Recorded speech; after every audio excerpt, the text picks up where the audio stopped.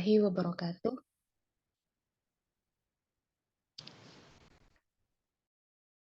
Alhamdulillahirrabbilalamin. Assalatu wassalamu ala asrafil anbiya'i wal mursalin Sayyidina Muhammadin wa ala alihi wa sahbihi ajma'in amma ba'du. Pertama-tama kita panjatkan puji syukur kepada Allah Subhanahu wa taala karena pada kesempatan sore hari ini kita masih bisa berkumpul dalam Zoom meeting untuk agenda taskif. Insyaallah di sini kita bersama dengan Ustadz Fahrudin yang akan membahas tema mengenai teladan kepemimpinan dari zaman kenabian dan orang-orang soleh terdahulu. Salawat dan salam semoga tersampaikan kepada beliau Rasulullah Muhammad SAW beserta para pengikutnya hingga akhir zaman nanti.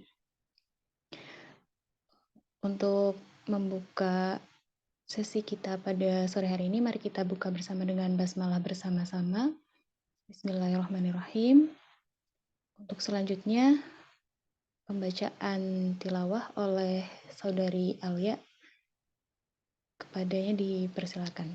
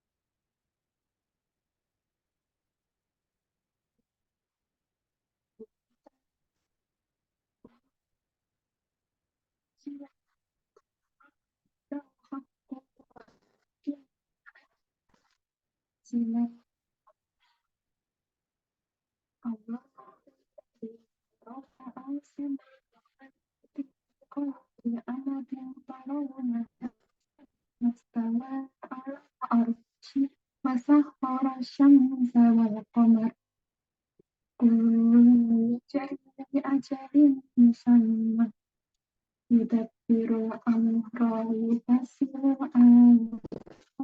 la'allakum min liqa'i rabbikum tuqinun. Wa huwa alladhi maddal arda wa ja'ala fiha rawasiya wa anhara wa min kulli thamarati ja'ala fiha zawjayn ithnayn yughshi al-layla an-nahar. Inna fi dzalika laayatin liqaumin yatafakkarun. Wa fil ardi qita'un mutajawiratu wa jannatun min a'nabin wa zar'un wa nakhilun sinwan wa ghayru sinwanin yusqa bima fa inna Antiru ba'daha ala ba'din fil ukul. Inna fi dzalika laayatin liqaumin ya'qilun. Wa in fa'ajabun qawluhum a'idza kunna turaban fa inna lafi khalqin jadid.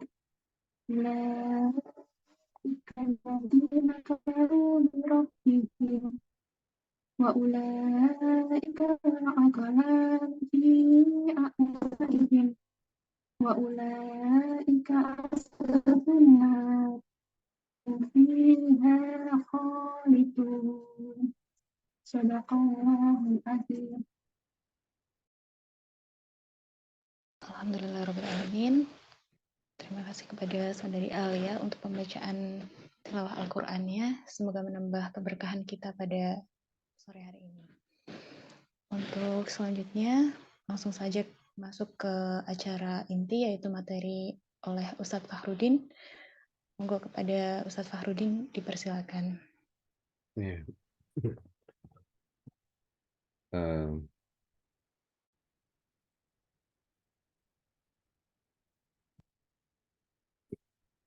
Assalamualaikum warahmatullahi wabarakatuh. Alhamdulillahirabbil alamin wassalatu wassalamu ala asyrofil anbiya wal mursalin Muhammadin wa ala alihi washabihi ajmain. Nama ba'd.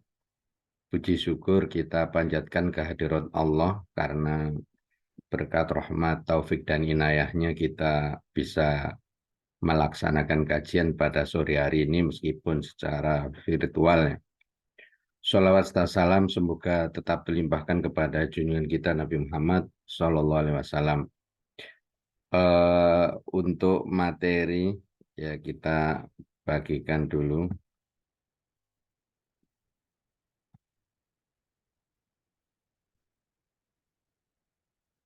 Ya, jadi sebenarnya materi ini ya mukadimah dari buku yang saya tulis yaitu Figur Rijal, itu kumpulan hadis tentang bagaimana Rasul Shallallahu Alaihi Wasallam melakukan rekrutmen, bagaimana melakukan pembinaan, bagaimana melakukan ya pada akhirnya itu melakukan taurith atau pewarisan kepemimpinan dan beberapa contoh figur pemimpin pada masa sahabatnya. Ini mungkin kita bacakan karena slide-nya terlalu banyak ya, sehingga komentar-komentarnya ya singkat saja. Kepemimpinan atau para pemimpin itu dalam bahasa Arab sering diungkapkan dengan istilah rijal, ya. Meskipun secara apa istilahnya bahasa itu rijal itu ya lawan dari nisa. Rijal itu laki-laki dan nisa itu kaum perempuan. Ya. Tapi dalam penggunaan yang lain rijal itu memiliki makna yang lain. Ya. Di sini dituliskan secara bahasa rijal berasal dari kata rijal. Ya. Jadi memiliki kesamaan akar kata, ya. Bahkan mungkin rijal itu aslinya. Ya. Jadi rijal itu ya yang berarti kuwatu i'timadil insan. Jadi kekuatan yang menjadi tumpuan seseorang. Makanya kita sebagai manusia yang berjalan dengan dua kaki, maka rijal itu adalah kedua kaki. Ya. Dan itu yang akan menjadi tumpuan manusia dari sejak dia bayi dan berusaha untuk berjalan sampai nanti kakek nenek ya. Itu kaki ini sangat penting. Jadi kalau tidak dilatih dengan baik mungkin dalam usia tertentu seseorang sudah tidak mampu bertumbuh dengan kedua kakinya sehingga dia menjadi orang yang harus berjalan dengan bantuan roda atau yang lainnya. Intinya rijal itu para pemimpin itu dari kata rijal, dan rijal itu kuwatu i'timadil insan, ya. Kekuatan yang menjadi tumpuan seseorang. Terus rijal juga berarti tokoh-tokoh panutan seperti di dalam firman Allah, minal mu'minina rijalun sodaku ma'ahadullah alaihi faminhum man qadha nahbahu wa minhum may yantadir wa ma badalu tabdila. Jadi di antara orang-orang mukmin itu ada orang-orang yang menepati apa yang mereka janjikan kepada Allah. Mereka ada yang gugur menemui mati syahid ya. Dan di antara mereka ada yang masih menunggu-nunggu dan mereka sedikit pun tidak merubah apa yang telah mereka janjikan kepada Allah. Jadi rijal di situ adalah tokoh-tokoh panutan yang memiliki sifat istiqomah. Rijal juga berarti para pemimpin di suatu komunitas seperti dalam ungkapan Arab haula'i rijalul qaum. Mereka itu adalah para pemimpin kaumnya ya. Jadi bisa disimpulkan ya, rijal adalah para pemimpin yang menjadi pilar-pilar eksistensi dan kemajuan suatu umat di setiap fase yang dilaluinya. Dan ini bisa dari kalangan laki-laki maupun dari kalangan wanita ya. Jadi dalam sejarah umat manusia ya, ada Ratu Saba ya, yang atau Ratu Bilqis yang kerajaannya ya termasuk makmur sejahtera dan dia menjadi ratu yang sangat dihormati oleh rakyatnya, juga pemimpin dan pejabat istana ya. Tapi setelah itu dia mendapatkan surat dari Nabi Sulaiman dan akhirnya memilih untuk masuk Islam dan menjadi setia kepada Nabi Sulaiman. Juga di belahan bumi yang lain, tokoh-tokoh wanita itu banyak, mungkin dalam kapasitas sebagai raja, atau mungkin presiden, atau mungkin perdana menteri. Dulu ada perdana menteri Inggris ketika saya masih kecil itu ya, Margaret Thatcher atau siapa ini, yang dikenal dengan wanita besi, karena ya kepemimpinannya cukup berhasil dan dia menjadi pemimpin yang tangguh dan menjadikan Inggris ya istilahnya ya sejajar dengan Amerika. Kalau di sejarah Indonesia ya ada Ratu Sima yang dikenal dengan sangat adil sebagai ratu. Juga ada Panglima Perang siapa itu.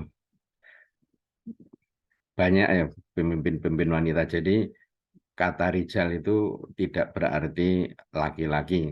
Jadi para pemimpin yang menjadi pilar-pilar eksistensi dan kemajuan suatu bangsa, suatu umat di setiap fase yang dilaluinya.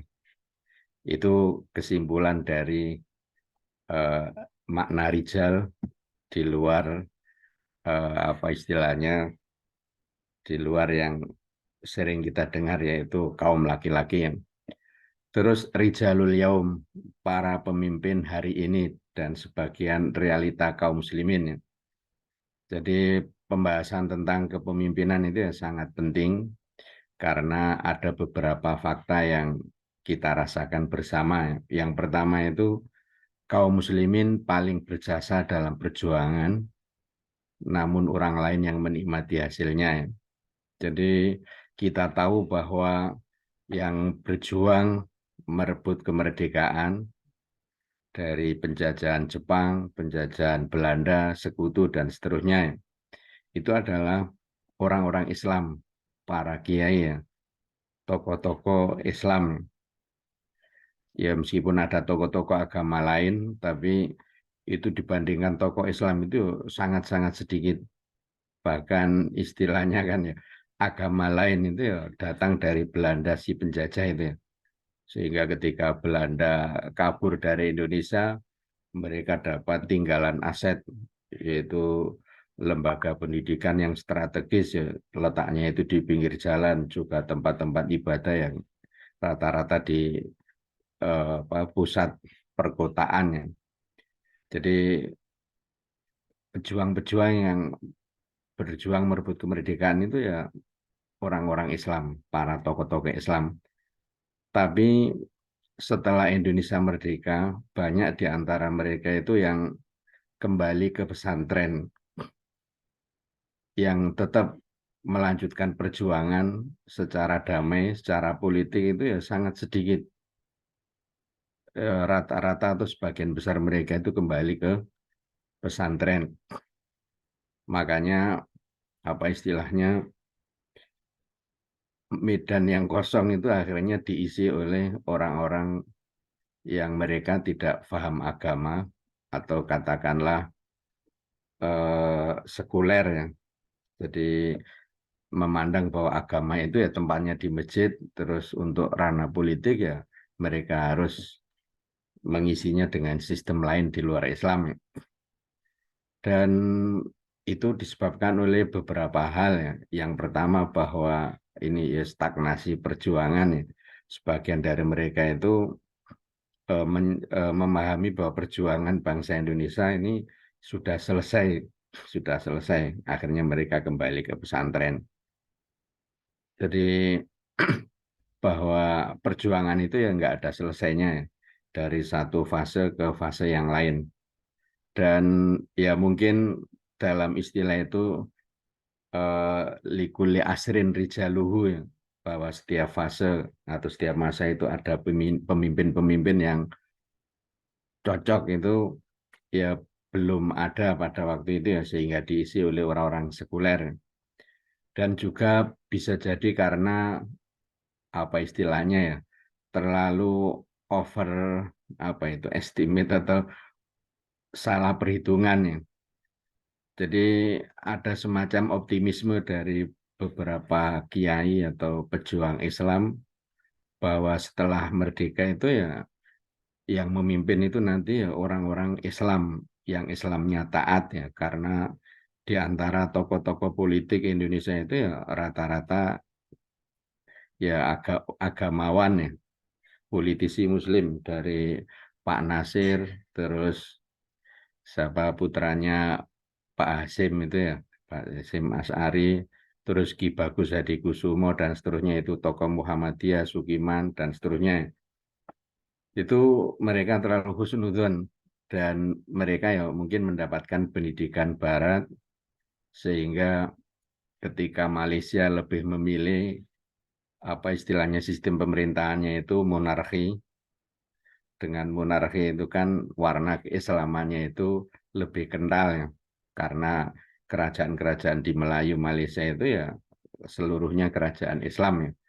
Dan seandainya Indonesia kok mengikuti Malaysia itu, ya bisa jadi corak keislaman itu masih sangat dominan ya. Tetapi itu tadi ada semacam ya terlalu pede ya, bahwa pemerintahan meskipun tidak berbentuk monarki tapi republik itu warna keislaman itu masih dominan ya. Ternyata kan yang mengisi itu adalah orang-orang sekuler, bahkan orang-orang yang yang ke kiri-kirian ya, yang komunis dan ateis, meskipun nama-nama mereka itu ya nama-nama Islam. Ada Amir Syarifuddin, ada siapa itu ya, Amir Syarifuddin ya komunis ya, bahkan siapa yang Aidit, DN Aidit itu ya siapa namanya, eh, ya DN itu Dwi Nusantara tapi nama aslinya itu nama yang Islami, bahkan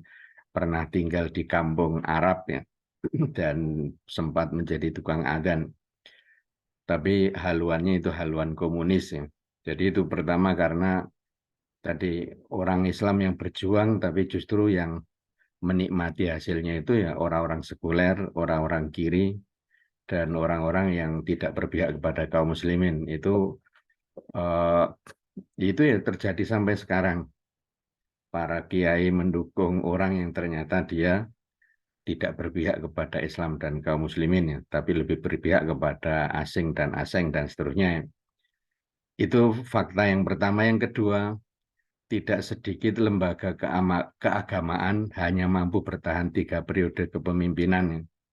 Jadi sudah lazim ya di tengah apa istilahnya yayasan-yayasan atau ormas keagamaan itu ada istilah ini ya, bahwa eh, ada 3 periode kepemimpinan dalam organisasi keagamaan itu ya. Pertama, eh, generasi atau periode rintisan ya, jadi orang-orang yang merintis. Terus yang kedua itu ya orang-orang yang menikmati rintisan pendahulunya, dan generasi ketiga itu generasi yang merusak, eh, tidak sekedar menikmati tapi merusak apa yang dirintis dan dinikmati oleh pendahulunya, sehingga hanya seumur jagung itu ya sudah hilang organisasi itu ya. Bahkan istilahnya itu ya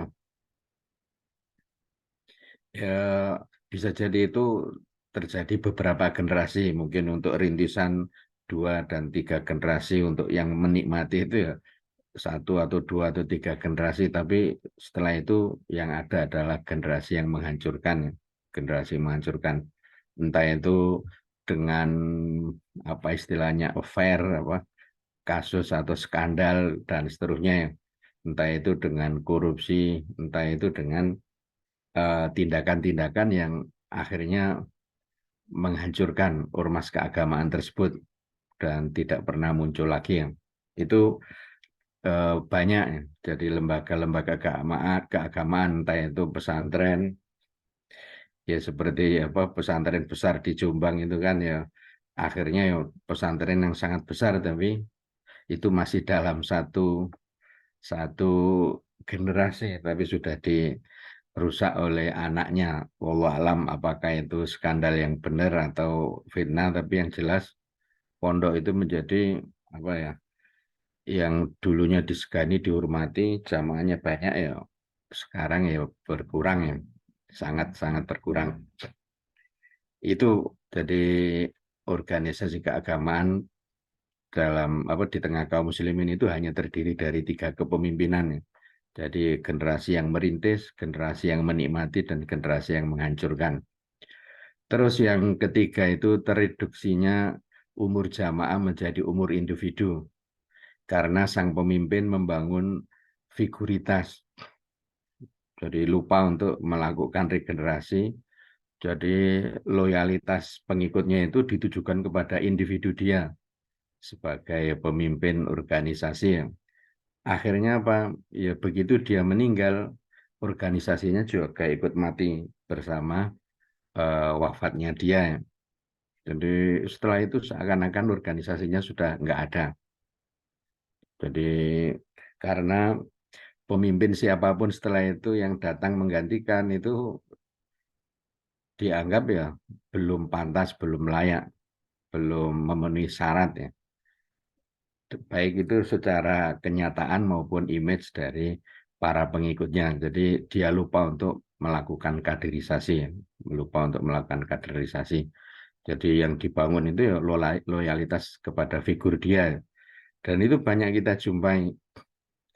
Jadi figur itu menjadi ikon jamaahnya itu ya.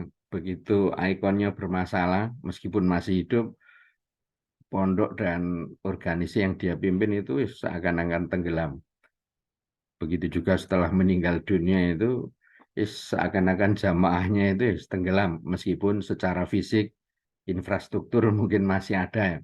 Tapi itu wujud secara apa moral, secara dakwahnya itu mungkin terhenti karena anaknya dirundung masalah keluarga dan seterusnya.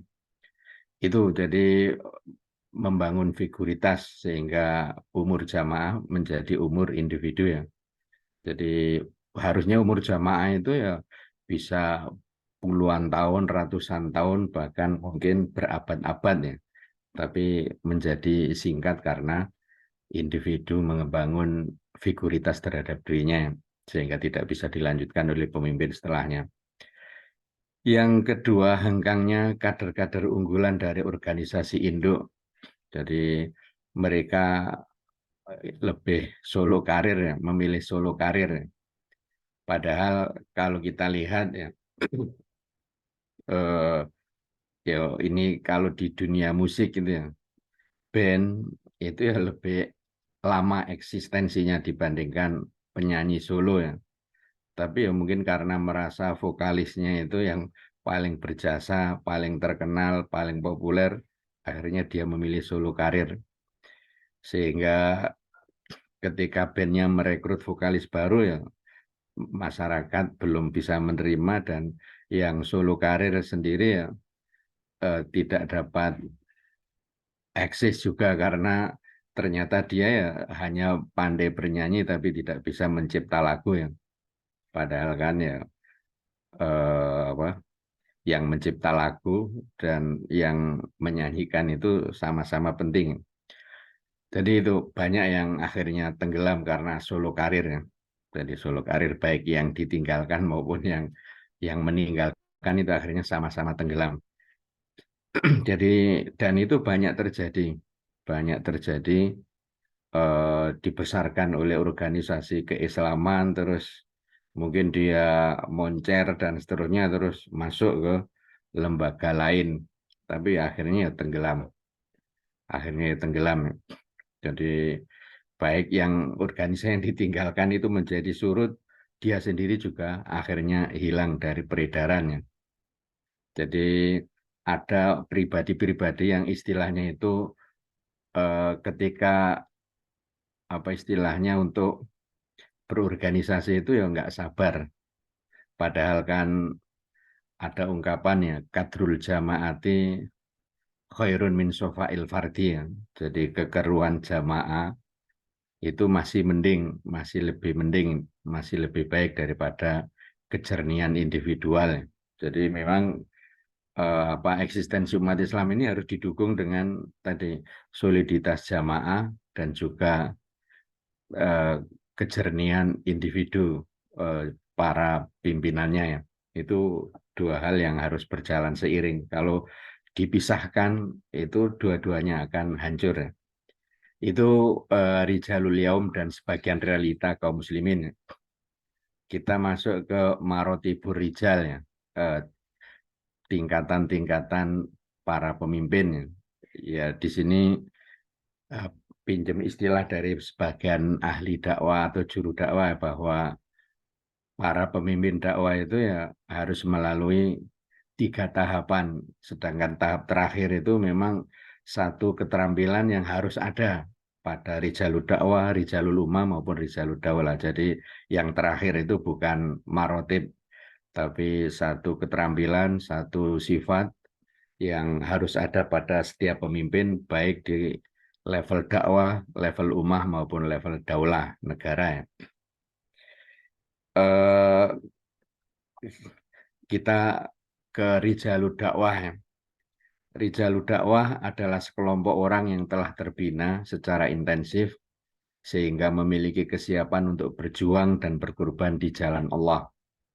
Memiliki potensi untuk menjadi anasirut taghir, unsur perubah atau agen perubah di tengah masyarakat ya. Memiliki kemampuan dan daya tahan untuk melakukan karya-karya besar ya.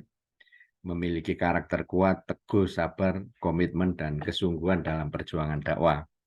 Itu Rijalud Dakwah.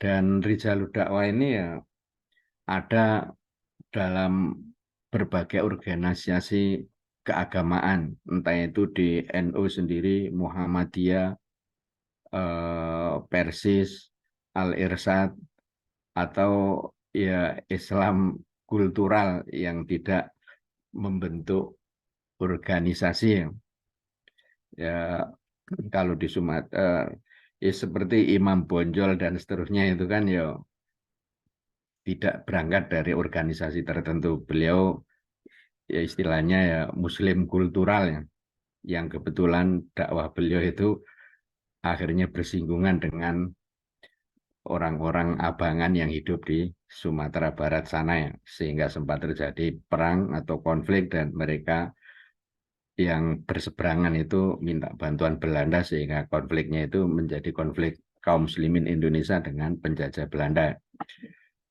Jadi Rijalud Dakwah itu tadi harus menjalani atau ya menjalani proses pembinaan secara intens sehingga memiliki kesiapan untuk berjuang dan berkorban di jalan Allah. Mustahil Rijalud Dakwah itu ada tanpa proses pembinaan dan tanpa kesiapan untuk berjuang dan berkorban. Terus mereka juga punya potensi dan kemampuan untuk melakukan perubahan di tengah masyarakat ya sesuai dengan kapasitas masing-masing. Jadi ada yang mungkin level dunia, ada yang level negara, ada yang level provinsi, kabupaten, camat, bahkan mungkin ya level lingkungan desa ya. Tapi keberadaan dia itu membawa perubahan. Terus mereka juga memiliki kemampuan dan daya tahan untuk melakukan karya-karya besar. Tentu saja ini ya istilahnya tergantung kapasitas masing-masing. Tetapi itu karya besar ya. Misalnya kalau kita lihat ya ternyata pondok pesantren Abi Umi itu kan di Ampel ya. Dan ternyata orang-orang Ampel ya dekat pondok itu ya mereka dulu adalah binaan Mbah Siroj atau Kiai Siroj. Dan Kiai Siroj ini yang akhirnya wafat di Solo itu ya. Itu ya ngisi pengajian itu ya dalam sepekan itu beberapa kali dan beliau itu ya biasanya jalan kaki dari Solo ke Ampel ini ya. Padahal ya kalau saya pakai motor itu ya meskipun agak ngebut ya tetap 1 jam. Makanya terkenal di antara karomah Mbah Siroj itu ya beliau bisa istilahnya melipat waktu ya, sehingga sampai di sana ya tidak sampai 1 jam meskipun dengan jalan kaki. Ya memang itu ada doanya ya, seperti doa safar itu kan watwi anna bu'dah, jadi lipatlah jaraknya ya. Dan mungkin apa istilahnya pengkabulan dari Allah untuk apa penggalan doa itu ya macam-macam ya. Ya ada yang mungkin jalannya menjadi apa istilahnya tidak begitu macet sehingga lancar, terus tidak mengalami kecelakaan di jalan. Tapi ya ada yang karena hikmah tertentu itu jaraknya betul-betul dilipat ya, sehingga bisa ditempuh dalam waktu yang sangat singkat meskipun dengan jalan kaki atau dengan sepeda ontel ya. Jadi itu rijalud dakwah. Eh, terus rijalud dakwah dalam tradisi salaf itu disebut dengan rojulu nafsihi. Tentang Ibnu Qattan al-Misri, Ibnu Qatid berkata, "Dzalika rajulun nafsihi rafa'ahu Allah bil ilmi wasidqi." Dia adalah figur seorang pemimpin bagi dirinya sendiri. Allah telah memuliakannya dengan ilmu dan kebenaran. Jadi rajulun nafsihi itu ya bukan berarti orang yang individualis, terus narsis dan seterusnya ya. Tapi yang dimaksud itu orang yang sudah selesai dengan dirinya sendiri. Karena memang seorang dai itu harus selesai dengan dirinya sendiri. Ketika dia belum selesai dengan dirinya sendiri, ya dia tidak akan bisa berdakwah dan mengajak orang lain. Jadi rojulun nafsi itu orang yang sudah selesai dengan dirinya, sehingga dia bisa ekspansi kebaikan dan kebenaran kepada orang lain. Jadi dia juga tahan godaan, tahan ujian, ya. Karena apa? Jadi memiliki kepribadian yang sangat kuat ya. Jadi tidak mempan bujuk rayu, tidak mempan teror dan ancamannya. Sekali itu menjadi misinya ya dia akan menjalankan sampai ya berhasil atau dia menjadi gugur syahid demi misi dan cita-citanya. Itu istilah orang zaman dulu ya itu tadi rojulu nafsihi. Terus ia memiliki komitmen tinggi kepada agama dan tidak mudah berubah sikap hanya karena ancaman atau bujukan. Tadi sudah disampaikan. Mudharib bin Hazan At-Tamimi menuturkan, kami bertanya kepada Muawiyah, bagaimana engkau mendapati para korek yang kami utus untuk menghadapmu? Ia menjawab, ya Muawiyah menjawab, mereka menyanjung-nyanjungku, tetapi dengan mengerutkan wajah. Mereka masuk dengan kebohongan dan keluar dengan tipuan. Kecuali satu orang, ia adalah rojulu nafsihi. Kami bertanya, siapakah dia? Wahai Amirul Mukminin, ia menjawab, Amir bin Abdi Qais.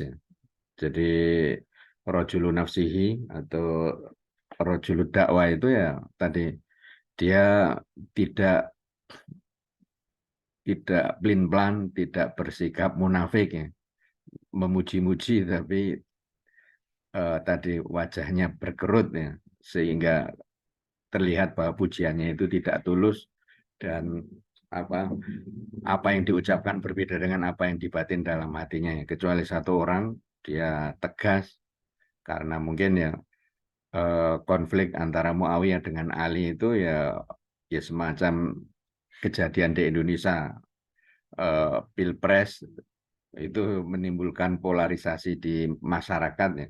Jadi terutama pendukung yang kalah itu masih belum bisa move on ya.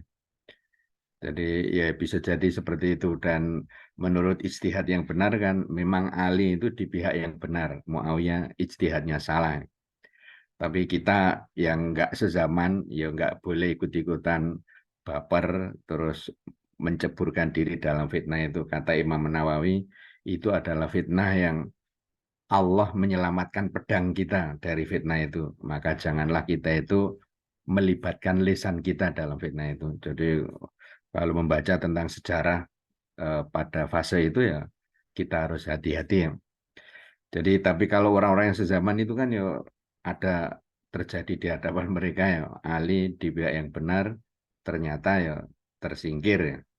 dan yang tampil adalah Muawiyah karena Hasan putranya Ali ketika mewarisi sebagian dari kepemimpinan Ali, beliau lebih memilih untuk menyerahkan kekuasaannya kepada Muawiyah dan itu sudah diramalkan oleh Rasul bahwa cucuku ini akan menjadi pemimpin pemuda ahli surga ya. Dan di tangannya nanti akan terjadi persatuan kaum muslimin. Jadi dua kelompok yang terbelah itu akhirnya bersatu, yaitu Hasan menyerahkan kekuasaannya kepada Muawiyah sehingga tidak ada matahari kembar ya, dan semuanya ya tunduk dan patuh kepada Muawiyah. Makanya sebagai apresiasi dari Allah kepada Hasan yang menyerahkan kekuasaan itu nanti Imam Mahdi itu keturunan Hasan bukan keturunan Husain ya. Itu keyakinan Ahlussunnah wal Jamaah, tapi kalau versi Syiah Imam Mahdi itu keturunan Husain karena menurut orang Syiah klaimnya itu Hasan nggak punya keturunan. Ya karena Hasan itu kan orangnya sangat tampan, bahkan wajahnya mirip Rasulullah, sehingga para orang tua itu ingin menikahkan putrinya dengan Hasan, meskipun hanya 1-2 tahun gitu ya, 1-2 bulan. Bahkan Ali itu ya meminta kepada para orang tua untuk tidak menikahkan putrinya dengan Hasan. Karena itu tadi, Hasan itu dikenal sebagai toluk, laki-laki yang suka menceraikan ya. Dan itu ya pilihan yang tidak bisa dihindari karena laki-laki kan maksimal menikahi 4 ya. Sementara yang antri itu sangat banyak. Jadi akhirnya Ali berpesan seperti itu, tapi para wali wanita pada zaman itu malah nggak peduli ya. Mereka ingin dapat kehormatan, salah satu putrinya itu menikah dengan dzurriyyah Rasulullah SAW. Tapi ya Hasan punya keturunan, bahkan sekarang kan salah satu dzurriyyah Husain itu yang masih polemik ya, yang dari jalur Ubaidillah itu ya. Jadi siapa Abdul Al-Muhajir itu kan kalau berdasarkan sirah klasik itu ya punya anak hanya 3, tapi berdasarkan sumber yang lain punya anak 4. Yang keempat itu ya Ubaidillah, dan dari Ubaidillah inilah lahir Habaib dan para Habib dan para Sayyid atau para Syarif ya. Tapi ya Ubaidillah itu sosok yang diragukan oleh sebagian orang, makanya ada yang salah satu pihak yang mengusulkan agar dilakukan tes DNA dan seterusnya, tapi pihak Habaib mungkin ya nggak siap. Kita lanjutkan kok sampai ke situ.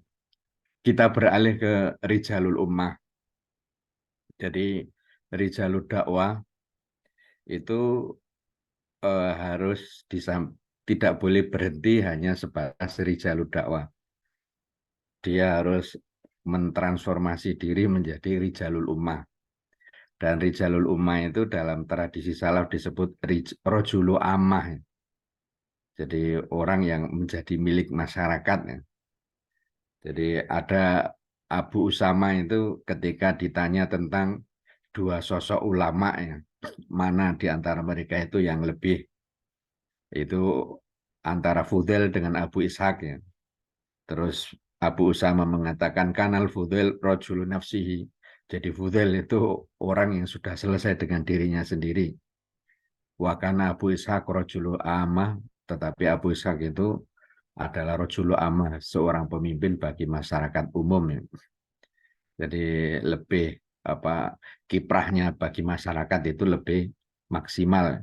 Ya karena Fudail itu dikenal kalau sholat baca ayat azab itu menangis, terus seringkali pingsan, bahkan pingsannya itu sampai 2 hari 3 hari itu. Terus bepergian melihat laut pingsan karena membayangkan di hari kiamat nanti air laut berubah jadi neraka ya. Jadi intinya itu apa istilahnya ya, disibukkan dengan apa pribadinya itu ya. Jadi apa istilahnya ya, zuhudnya dan seterusnya itu ya lebih ke dirinya. Tapi kalau Abu Ishaq ini perannya bagi masyarakat umum itu lebih maksimal. Terus Rijalul Ummah adalah pemimpin-pemimpin informal di tengah masyarakat. Untuk meraih posisi ini, mereka harus memiliki peranan sosial yang diakui berbagai lapisan masyarakat, serta memiliki kontribusi dan jasa-jasa besar terhadap umatnya. Jadi Rijalul Ummah itu ibaratnya ya pemimpin informal ya. Dia oleh masyarakat diangkat jadi pemimpin, tapi secara resmi dia tidak punya jabatan, baik di tingkat kecamatan, kabupaten maupun provinsi ya. Jadi mereka itu pemimpin-pemimpin informal ya. Dengan partisipasi sosial yang tinggi diharapkan mampu mempengaruhi massa untuk mendukung nilai-nilai luhur yang diusung dakwah Islam. Mampu menggerakkan massa untuk melindungi kepentingan dan kemaslahatan dakwah. Mampu menetralisir dan menolak berbagai propaganda jahat terhadap dakwah dan para penyuruhnya yang merebak di tengah masyarakat ya.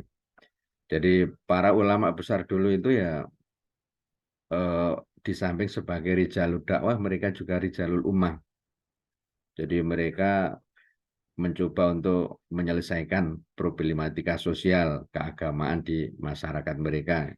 Ketika ya seperti Imam Ahmad ya, ketika penguasa Bani Abbasiyah itu terpengaruh faham Mu'tazilah dan orang-orang Mu'tazilah itu memaksakan madhab mereka kepada kaum muslimin, ya para ulama menolak itu ya. Dan yang paling fenomenal ya usaha dari Imam Ahmad ya. Beliau disiksa habis-habisan sampai 3 rezim, tapi beliau tetap bertahan sampai pada akhirnya raja berikutnya dari Bani Abbasiyah itu tidak lagi mengadopsi faham Mu'tazilah dan kembali kepada faham Ahlussunnah wal Jamaah, sehingga Imam Ahmad itu menjadi ulama yang sangat disegani ya. Bahkan istilahnya Islam ini pernah hampir hancur, pernah hampir hilang dari muka bumi, tapi diselamatkan oleh orang-orang tertentu. Yang pertama ya Abu Bakar. Jadi pada saat Rasulullah meninggal dunia itu mayoritas Jazirah Arab murtad, baik murtad secara keseluruhan maupun murtad secara parsial. Lalu Allah mentakdirkan Abu Bakar menjadi orang yang menghentikan fenomena riddah atau kemurtadannya, dan beliau melakukan tindakan-tindakan yang luar biasa ya. Bahkan dari para sahabat saja banyak yang menentang, diantaranya Umar bin Khattab, tapi setelah itu mereka semua mendukung Abu Bakar ya. Terus yang kedua itu ya Imam Ahmad ini, hampir seluruh kaum muslimin itu ya kalau tidak karena keistiqomahan, tentu saja ya, setelah takdir Allah ya, itu setelah itu kalau tidak karena keistiqomahan Imam Ahmad dalam memperjuangkan faham Ahlussunnah, itu mungkin seluruh kaum muslimin akan mengadopsi faham Mu'tazilah. Yang paling terkenal kan tentang keyakinan mereka bahwa Al-Quran itu makhluk ya, dan Imam Ahmad bertahan. Sebagian ulama ada yang meninggal atau dibunuh, sebagian yang lain memilih untuk bertauriah, termasuk Imam Syafi'i itu bertauriah. Bertauriah itu ya mengucapkan atau mengeluarkan statement yang punya makna ganda. Orang-orang yang mendengar itu menghendaki makna kuat, sedangkan pembicaranya itu menghendaki makna lemah. Jadi Imam Syafi'i ketika ditanya, bagaimana pendapatmu tentang kitab-kitab suci yang diturunkan kepada Nabi? Lalu Imam Syafi'i mengatakan sambil menggunakan jari tangannya itu ya, Al-Quran, Taurat, Injil, Zabur, keempatnya ini adalah makhluk ya. Akhirnya beliau dibebaskan ya, karena dianggap mengakui bahwa kitab-kitab suci itu makhluk. Padahal Imam Syafi'i menghendaki keempat jari inilah yang makhluk ya. Jadi itu namanya tauriah. Ada tingkatan nanti yang lebih tinggi lagi itu takiyah, yang ini banyak dipraktekkan oleh orang Syiah. Meskipun tanpa ada kondisi darurat ya. Tapi kalau dalam Ahlussunnah takiyah itu boleh kalau memang dalam kondisi yang sangat darurat seperti yang dialami oleh Ammar bin Yasir. Itu Rijalul Ummah ya. Mereka harus membangun relasi dengan keluarga yang terpandang di tengah masyarakat, baik dari kalangan bangsawan, tokoh agama, keluarga kaya raya, atau kalangan berpengaruh lainnya. Ya seperti ya dakwah di Jawa Tengah itu ya, mungkin ada yang saya sekedar sekilas saja yang mendengar atau membaca itu ya. Jadi ada seorang dai, terus ini komunikasi dengan orang kaya, terus orang kayanya itu tertarik dengan akhlaknya itu, sehingga akhirnya orang kaya itu mewakafkan sebidang tanah untuk dijadikan pesantren dan seterusnya. Jadi Rijalud Dakwah itu ya harus membangun relasi dengan tokoh-tokoh politik, dengan tokoh-tokoh agama yang lain, atau dengan keluarga kaya ya. Itu tadi untuk bersinergi dalam memperjuangkan dakwah Islam ya. Jadi mereka tidak hanya beroposisi terus menyendiri di pinggir hutan dan seterusnya ya. Jadi mereka harus berinteraksi dengan kelompok lain untuk membangun dakwah ke depan itu ya. Terus mereka harus mampu membangun kemandirian ekonomi untuk menjaga kehormatan dirinya dan menjadikannya mampu memberikan kontribusi sosial yang sebesar-besarnya. Jadi para ulama dulu seperti Sufyan, saya lupa Sufyan Ibnu Uyainah atau Sufyan yang kedua itu ya. Tapi ini beliau itu seorang pedagang kaya. Terus dia berpesan kepada putranya, wahai putraku, seandainya bukan karena kekayaan ini, niscaya aku akan menjadi bulan-bulanan kerajaan atau pemerintah yang berkuasa atau tiran yang berkuasa pada masa beliau. Tapi karena beliau dari keluarga kaya, ya istana itu ya agak pikir-pikir ketika pendapat-pendapat beliau itu nyerempet-nyerempet politik yang merugikan pihak istana. Tapi karena beliau keluarga kaya, pihak istana pikir-pikir. Juga Imam Malik itu tabungan emasnya ya banyak, dan beliau itu memilih untuk rumah itu tetap kontrak, tapi beliau emasnya uang tunai, katakanlah fresh money itu banyak.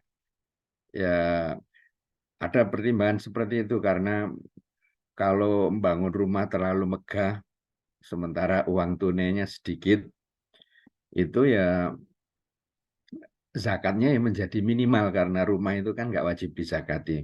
Jadi mungkin ulama pertimbangannya seperti itu sehingga zakat dan sedekahnya lebih maksimal. Makanya ketika Syafi'i merasa bahwa ilmu Imam Malik ini sudah pas-pasan ya karena sudah diserap semua, dan bertanya kepada Imam Malik, kepada siapa lagi saya harus berguru?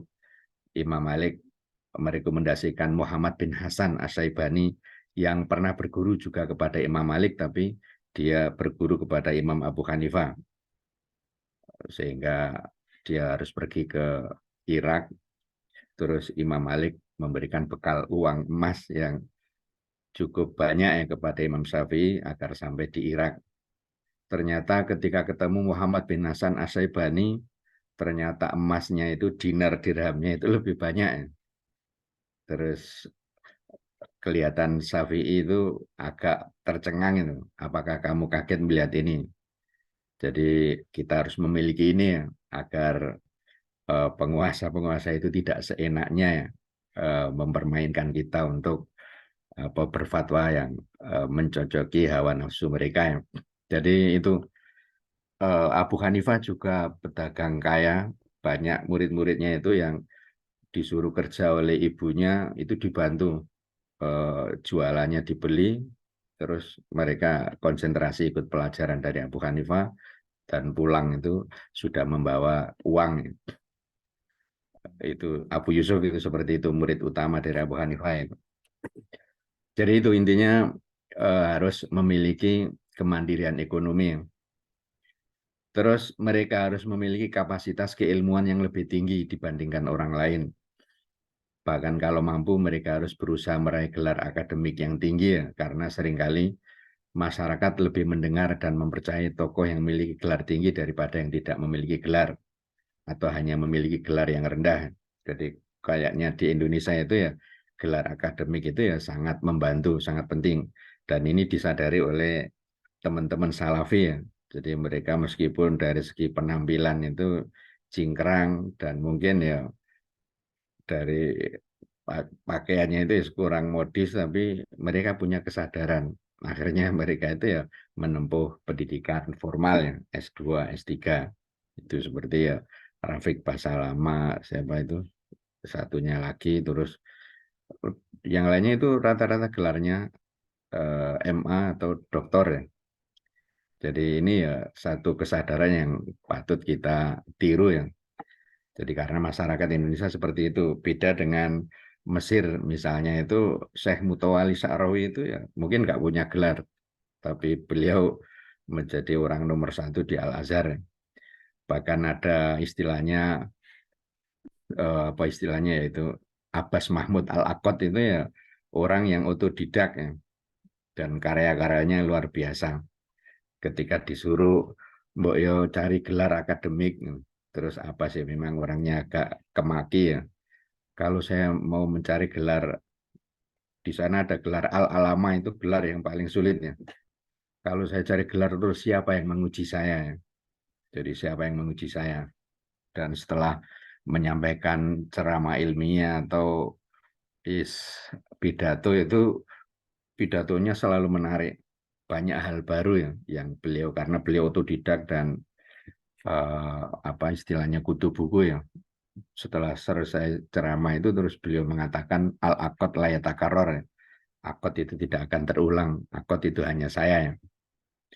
Jadi di sana mungkin ya tanpa gelar tapi kapasitas dan kualitasnya itu mumpuni ya, akan dihormati ya. Tapi kalau untuk Indonesia gelar itu sangat penting ya, sangat penting. Itu untuk Rijalul Ummah ya. Terus Rijalul Dakwah tidak hanya berhenti sebatas Rijalul Ummah, ya harus menjadi pemimpin formal juga, agar menjadi pemimpin formal. Tapi kadang ini ya menjadi bumerang bagi banyak orang. Dulu ada kiai punya pesantren besar, otomatis ketika ikut pemilu ya menang. Tapi setelah jadi anggota Dewan, DPR RI justru tersandung kasus korupsi. Akhirnya menjadi jadi terkenalnya di daerah pilihannya karena dia kiai dan punya pesantren besar, tapi aib dan kehinaannya itu terkenal seluruh Indonesia ya. Dan ini harus dipersiapkan dengan baik untuk menjadi Rijalud Daulah. Ini mereka harus mampu jadi Rijalud Dakwah itu ya Rijalul Ummah, terus harus merambah ke Rijalud Daulah. Mereka harus mampu meraih jabatan tertentu dalam struktur pemerintahan. Dengan segenap hak dan kewenangan yang dimiliki, mereka diharapkan mampu merealisasikan kemaslahatan dan keselamatan bagi seluruh warga di wilayah kepemimpinannya. Ya karena ya yang terkenal itu kan demo besar-besaran itu tidak akan mampu merubah kebijakan dolim yang ditetapkan oleh pemerintah. Tapi dengan hanya sekali tanda tangan itu, kedoliman itu bisa dihilangkan. Itulah efektivitasnya Rijalud Daulah ya. Makanya Rijalud Dakwah harus mengupayakan entah diri mereka sendiri atau rekan dakwahnya yang menjadi Rijalud Dakwah. Jadi harus orang-orang Islam harus menjadi Rijalud Dakwah, Rijalud Daulah. Karena itu lebih efektif untuk memperjuangkan kebaikan, kemaslahatan di tengah masyarakat. Karena kebaikan pemimpin akan membawa kebaikan bagi rakyat seluruhnya. Qasim bin Muhaimirah berkata, innama zamanukum sultanukum, fa idza soluha sultanukum soluha zamanukum, wa idza fasada sultanukum fasada zamanukum. Jadi sesungguhnya baik buruknya zamanmu tidak lain ditentukan oleh baik dan buruknya pemimpinmu. Apabila pemimpinmu baik, zamanmu akan menjadi baik. Apabila pemimpinmu rusak, zamanmu akan menjadi rusak. Jadi itu posisi Rijalud Daulah itu ya sangat strategis ya. Jadi menentukan baik dan buruknya zaman. Terus mereka harus selalu meningkatkan kapasitas diri sehingga dapat memenuhi persyaratan formal sebagai pejabat di lembaga pemerintahan. Jadi Rijalud Dakwah ketika mau mengembangkan diri atau bertransformasi menjadi rijalud daulah, ya mereka harus meningkatkan kapasitas diri sehingga ya secara administratif ya memenuhi persyaratan formal ya sebagai pejabat di lembaga pemerintahan, juga dari aspek kapasitas ya keilmuan dan kualitasnya itu ya. Jangan sampai ia tergesa-gesa tampil di medan politik pada usia yang terlalu dini sebelum memenuhi syarat-syarat keilmuan dan keagamaan, serta memiliki eksistensi di tengah masyarakat. Karena hal itu akan berakibat fatal ya. Jadi jangan tergoda ke medan politik terlalu dini sebelum memiliki bekal yang cukup. Jadi ya sekarang kalau dia anak tokoh ya punya jalan cepat untuk menjadi pemimpin politik, tapi tetap itu belum bisa teruji ya. Ya kalau ayahnya mungkin sudah lengser ya bintangnya juga akan redup ya karena dia naik itu ya dibantu oleh ayahnya. Tapi kalau dia maju itu karena kualitas dirinya, kapasitas dirinya, ya insya Allah bertahan ya. Jadi makanya jangan tergesa-gesa. Abu Thayyib An-Naisaburi berkata, man tasaddara qabla awanihi faqad tasadda li hawanihi. Barang siapa tampil di medan politik sebelum waktunya, maka sungguh ia telah menjemput kehinaan dirinya. Jadi kalau tergesa-gesa tampil di medan politik, ingin jadi bupati, gubernur sebelum waktunya, maka ia telah menjemput kehinaan dirinya.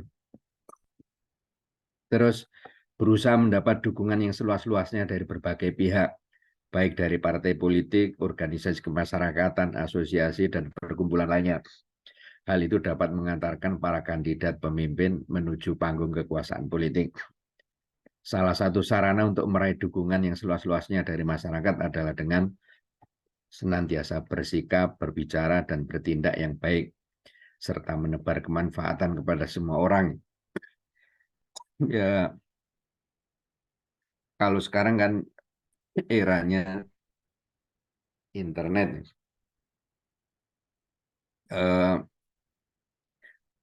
orang itu kalau meskipun berangkat dari level kelurahan, tapi dia menjadi lurah yang baik itu gaungnya itu ya bisa menasional bahkan juga mendunia ya. Misalnya ada lurah yang baik, dia tidak ingin mencalonkan lagi, tapi masyarakat menuntut dia untuk mencalonkan lagi karena selama jadi lurah dia nggak ngambil gaji, rumahnya ya tetap jelek dan seterusnya. Jadi masyarakat memaksa dia untuk jadi lurah dan itu viral ya. Makanya itu tadi kita harus bersikap, berbicara, dan bertindak yang baik serta menebar kemanfaatan kepada semua orang. Jadi intinya itu betul-betul real ya, bukan sekedar pencitraan seperti yang dilakukan oleh YouTuber yang bikin konten ini ya, ngasih ini ngasih itu, tapi setelah itu diambil lagi ya, ngeprank saja ya. Jadi kuncinya itu tadi, kita harus punya saham kebaikan yang dirasakan oleh masyarakat. Ahsin ilan nasi tasta'bid qulubahum.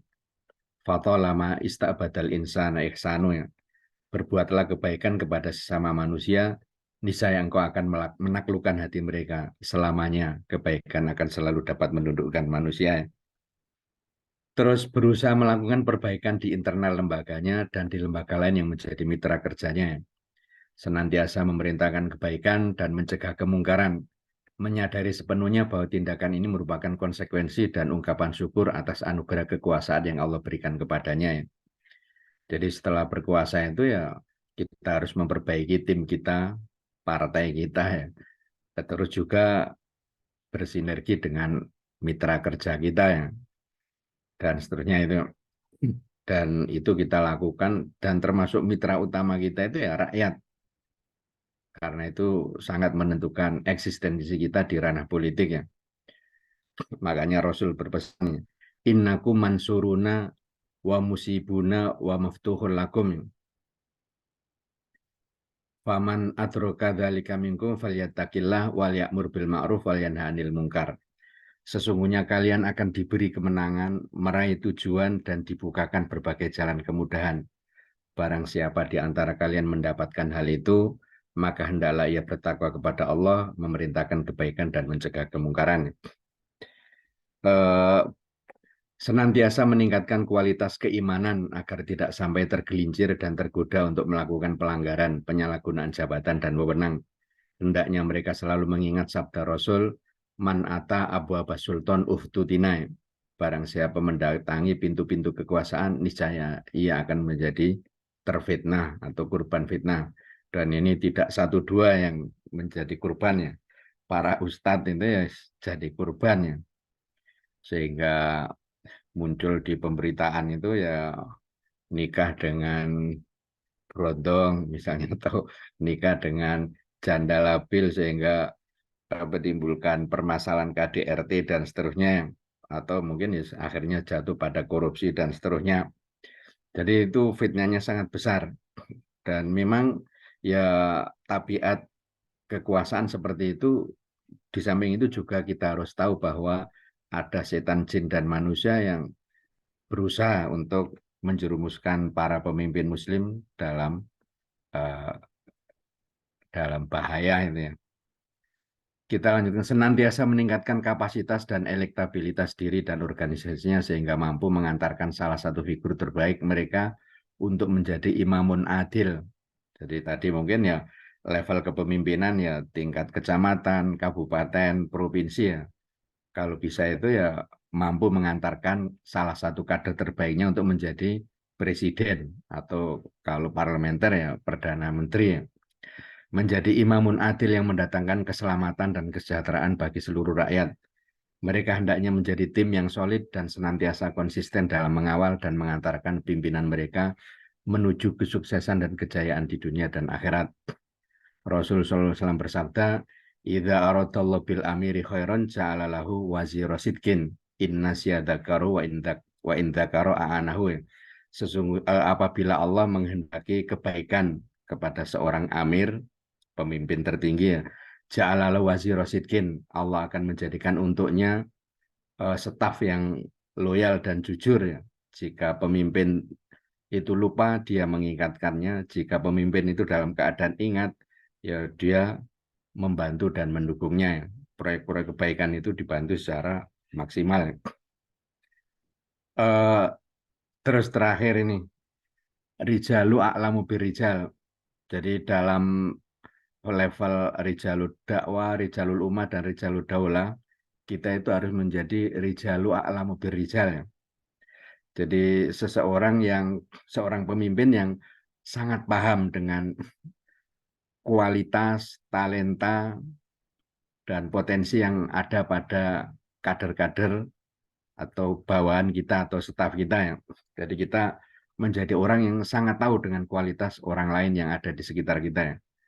Ini seorang pemimpin harus mampu memilah dan memilih orang-orang yang tepat untuk mengisi pos-pos penting dalam tim dan lembaga yang dipimpinnya. Melatih dan membina mereka, mempromosikan sebagian dari mereka dan memutasi sebagian yang lain tanpa menimbulkan kegaduhan dan konflik internal yang berkepanjangan. Jadi itu terus mewariskan kepemimpinan kepada mereka dengan penuh kepercayaan dan tanggung jawab, baik terhadap rakyat sebagai pemberi mandat maupun terhadap Allah yang memberikan amanah. Jadi ini rijal a'lamu birijal ya.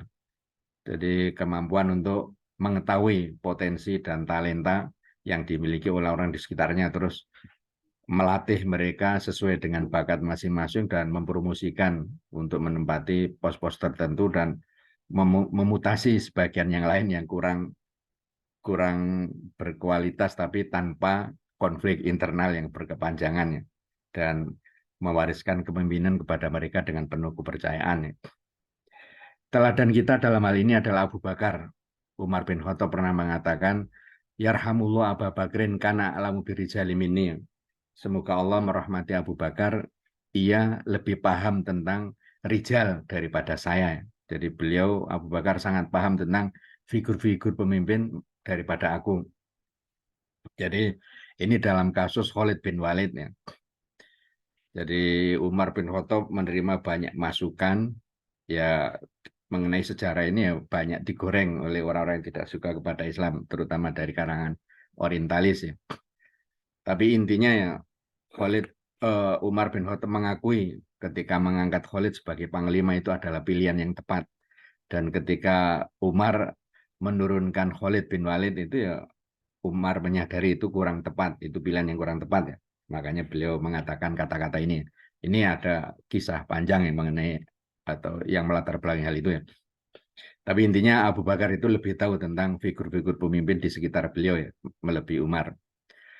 Dalam kepemimpinannya Abu Bakar melibatkan Umar bin Khattab, Utsman bin Affan, Ali bin Abi Thalib yang kelak mereka ini kan akan menjadi pemimpin penerus beliau ya. Memberikan kepercayaan kepada Umar bin Khattab untuk berpartisipasi dalam mengambil berbagai bentuk kebijakan.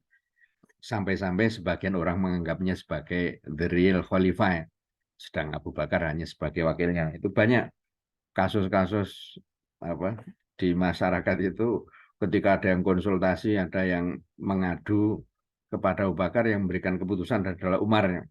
Ketika keputusannya nggak mengenakan itu komplain, wahai Abu Bakar, sebenarnya yang khalifah itu jenengan Umar. Jadi Abu Bakar hanya tertawa dan beliaulah khalifah sesungguhnya kalau beliau mau ya. Beliau juga menjadikan Utsman bin Affan sebagai mitra terbaik dalam berbagai proyek kebaikan. Mengenai sosok Utsman bin Affan, Ibnu Katsir menuturkan, ia menjadi rekan kerja Abu Bakar, ia menjadi rekan kerja yang terbaik, ia menjadi sahabat yang paling sering dan paling lama menjenguknya ketika sakit. Karenanya ketika meninggal dunia, Abu Bakar merasa ridho kepada Utsman bin Affan. Ia juga melibatkan Ali bin Abi Thalib dalam memecahkan berbagai persoalan pelik. Sampai-sampai Ali bin Abi Thalib seakan-akan menjadi jaminan terpecahkannya berbagai persoalan pelik yang terjadi pada masa pemerintahan Abu Bakar. Sebaliknya, ketika Ali sedang tidak berada di Madinah, seakan-akan persoalan mustahil untuk dipecahkan. Di antara ungkapan Abu Bakar yang sangat populer adalah qadhiyatun la Aba Hasanin laha. Ini adalah persoalan yang tidak ada Abu Hasan untuk memecahkannya. Ketika ada permasalahan pelik, sedangkan Ali bin Abi Thalib nggak ada itu ya. Itu qadhiyatun la Aba Hasanin laha itu kata-kata apa istilahnya kalau dalam bahasa Arab itu masal. Masal itu ya ucapan populer yang akhirnya diungkapkan untuk satu permasalahan yang terjadi setelah itu ya. Misalnya ini ada permasalahan ternyata tidak kunjung terpecahkan, itu qadhiyatun la bahasanin laha. Jadi Abu Bakar mengetahui betul figur-figur pemimpin yang bekerja sama dengannya, mengetahui bagaimana mendistribusikan mereka pada pos-pos yang tepat, memosisikan diri sebagai pemimpin yang rendah hati dalam keagungannya dan sebagai pemimpin yang agung dalam kerendahan hatinya, mewariskan kepemimpinan kepada orang-orang terbaik dari kalangan sahabat. Karenanya kepemimpinannya nyaris tidak ada celah yang dapat diperbincangkan orang-orang sepeninggalnya. Jadi Umar radhiyallahu anhu berkata, yarhamullahu Abu Bakrin lakot apa ini ahabba alayada ali ahadin ba'dahu makolan. Jadi semoga Allah senantiasa melimpahkan rahmat kepada Abu Bakar.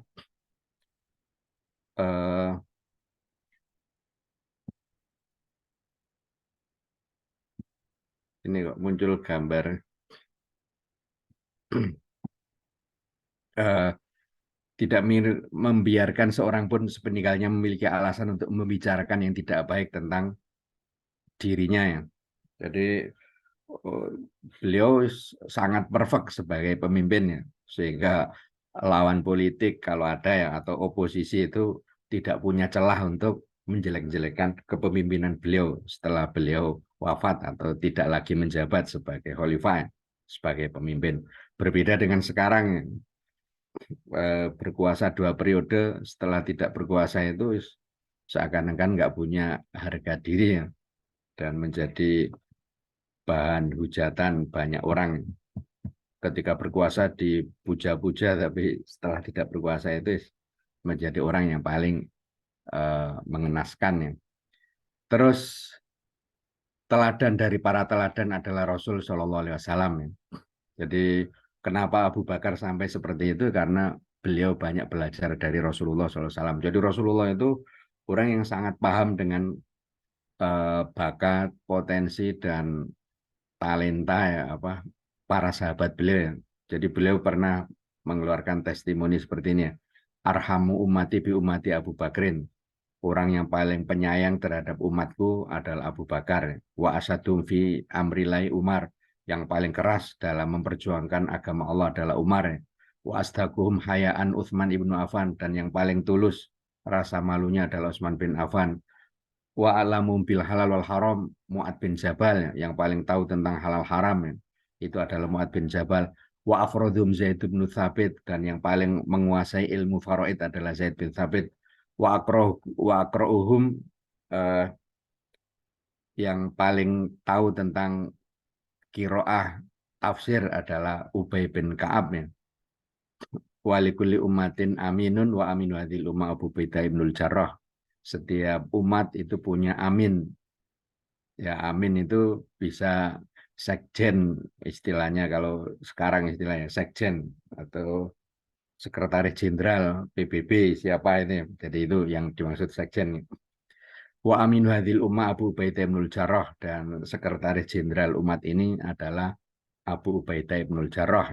Jadi Rasulullah tahu bakat masing-masing sahabat, potensi mereka, dan menempatkan mereka pada tempat yang selayaknya atau seharusnya. Mungkin itu slide-nya sudah habis, kita baca cepat. Barangkali ada pertanyaan, dipersilahkan. Baik, alhamdulillah, Masya Allah, materi yang luar biasa ya untuk kita jadikan pengingat mengenai kepemimpinan. Barangkali dari Ibu maupun teman-teman sekalian yang mempunyai pertanyaan bisa disampaikan melalui kolom chat maupun disampaikan langsung dengan mengaktifkan. Monggo dipersilakan.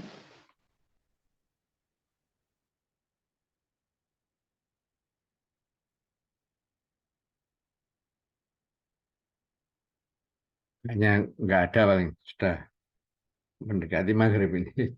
Baru jam 5 juga. Ya, kalau nggak ada pertanyaan nggak Ya, usah tidak ada. dipaksakan. Temanya mungkin nggak mengundang tanya. Ya, Ustaz, sepertinya belum ada pertanyaan nih dari Ibu dan juga teman-teman sekalian. Barangkali sudah selesai niki, Ustadz Fahrudin, kami persilakan jika ingin meninggalkan. Oh, niki ada yang bertanya, Ustadz, ngapunten niki. Oh, ada. Oke, mungkin kepada Bu Dibacakan, tolong. Oke, siap.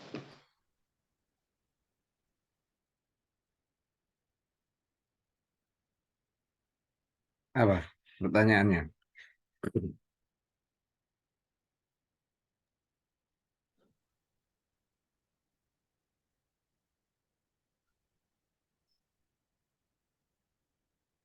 Ini Ustaz, ada pertanyaan yang masuk dari Bu Wei. Bagaimana jika untuk wanita mengenai kepemimpinan wanita di publik? Mungkin seperti apa gitu? Gitu nih Bu. Ya, jadi ya memang dalam khazanah fikih Islam sempat terjadi pro kontra ya. Kalau level kepemimpinan tertinggi, apakah boleh diisi oleh wanita atau hanya untuk laki-laki? Karena ada hadis dari Rasulullah ketika mengomentari satu peristiwa yang terjadi di Persia atau Iran yang pada waktu itu di bawah kepemimpinan Kisra Parsi. Jadi ketika raja laki-lakinya meninggal terus digantikan oleh putrinya. Lalu Rasulullah mengatakan la yuflihal qaumu walau amrohum mumra'atan. Jadi tidak akan beruntung satu kaum yang menyerahkan kepemimpinan kepada seorang wanita. Jadi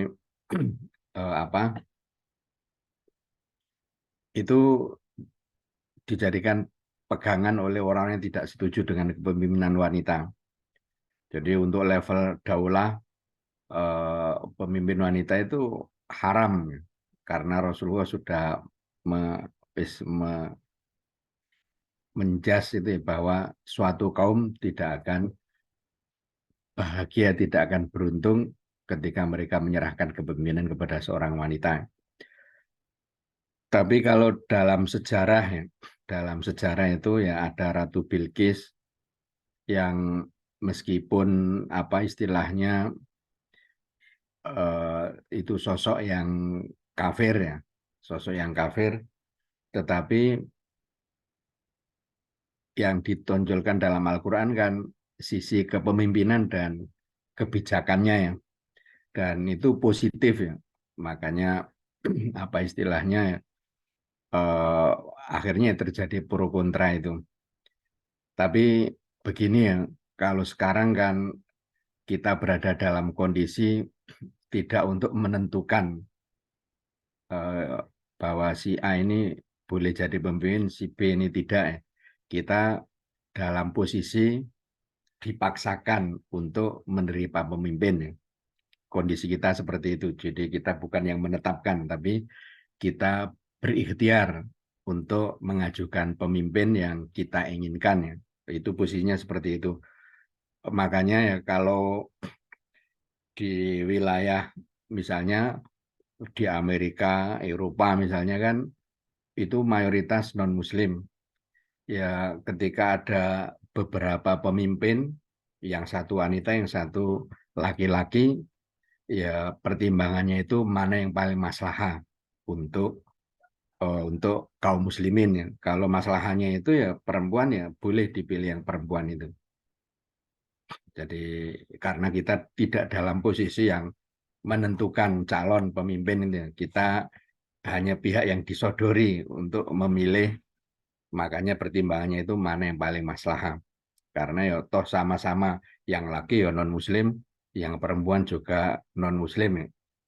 Padahal untuk memilih pemimpin non muslim itu ya kalau dalam kondisi untuk konteksnya itu negara Islam ya nggak boleh. Jadi itu, jadi sekarang pertimbangannya itu yang paling maslahah, yang paling maslahah.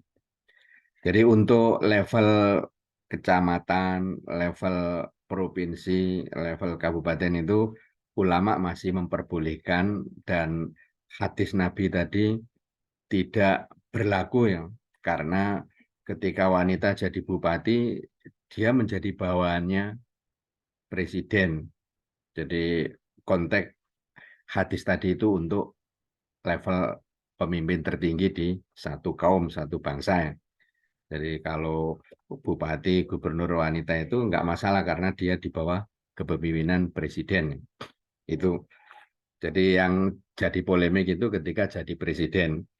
Terus ya tadi kembali bahwa kita dalam posisi yang tidak menentukan, tidak menetapkan, tapi kita disodori. Maka ketika kita disodori itu ya mana yang paling maslahah untuk Islam dan kaum muslimin. Jadi kalau kan kita itu di apa untuk sekarang itu ya pilihannya itu madorot dan manfaat, itu pertimbangannya itu madorot dan manfaat. Madorot dan manfaat itu mana yang lebih berat manfaatnya ya kita pilih. Kalau memang apa eh, kandidatnya itu dua laki perempuan, terus kayaknya masalah itu perempuan ya kita pilih perempuan. Karena dua-duanya itu ya ya sama-sama dilarang. Misalnya ini yang laki fasik, terus yang perempuan ya agak bagus mendingan ya. Jadi intinya begini, ya seperti Imam Ahmad bin Hambal ya.